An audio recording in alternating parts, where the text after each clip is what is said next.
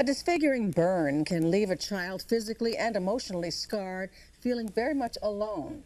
But a summer camp in our area is changing that for kids. Caroline Waddell is here with more in today's Family Matters. Well, Sue, many of the children who attend this camp have suffered severe, life-altering burns. But when they come together for this 1 week in the summer, they are just typical kids, enjoying the great outdoors and the company of others who understand. A cool swim on a hot day, a little afternoon fishing, and knowing that no one is staring at your scars. It is something the children here wait for all year long. It's like the one thing I absolutely look forward to during the year. Yeah. You love it. I love it. The Children's Burn Camp in Union, Connecticut is a week-long summer program for burn survivors between 8 and 18 years old. Step inside and you will witness joy, you will understand pain, and ultimately you won't see the scars, but instead just the kids. Shoot. Kids like 10-year-old Matthew, who stood next to me at the archery range and wasn't shy describing my skills or lack thereof. You only got one. We watched as the campers got soaked during firefighter games using hoses to try to move a barrel. Come on, buddy. You can do it! In another area, a ropes course falling off as fun as the climb itself.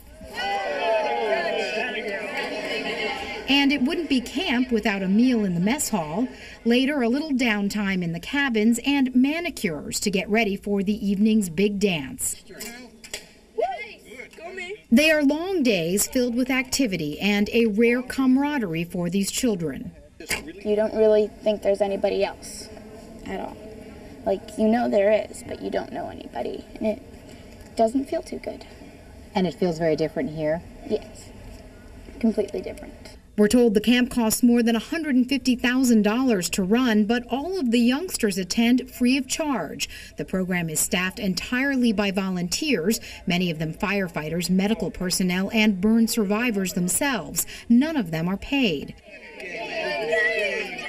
Volunteer Mark Jordan was burned as a child. Now grown up and married, he tries to show the campers there is life after injury. Especially the boys, like, oh, you really can still get a lady? Absolutely.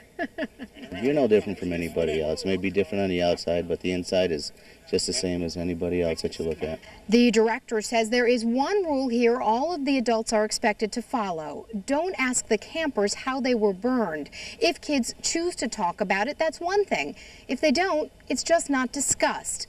The reason for that? For 1 week, for these children, it just doesn't matter. A majority of us who have been in here for a number of years, we don't even see their burns. We just see a child who wants to come to camp and have a good time. A lot of the children will feel very apprehensive. They want to get away from that environment of how they've been burned. They want to get away from the incident. Outside of here, probably you'd be walking down the streets or something, people would be looking at you, asking you questions. Here, it's just come and have fun. You can do it, Devon.